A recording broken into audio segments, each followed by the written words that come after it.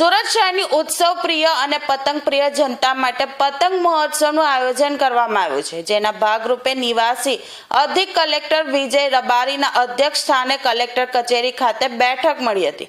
તેમણે પૂર્વ તૈયારીઓ અને તેના સુચારુ આયોજન અંગે જુદા જુદા વિભાગોને સોંપાયેલી જવાબદારીઓ અને ફરજો સંદર્ભે કામગીરીની સમીક્ષા કરી હતી।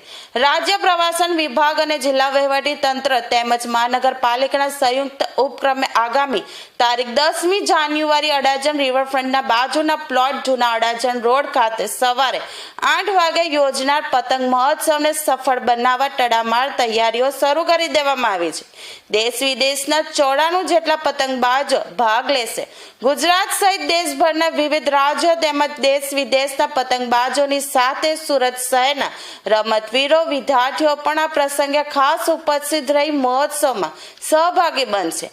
આ બેઠકમાં નાયબ કલેક્ટર પ્રોટોકોલ સિટી પ્રાંત સુરત, નાયબ કલેક્ટર નેહાબેન પટેલ, મનપા અધિકારીઓ, પ્રવાસન અધિકારી, માર્ગ અને મકાન માહિતી સહિત સંબંધિત વિભાગના અમલીકરણ અધિકારીઓ ઉપસ્થિત રહ્યા હતા।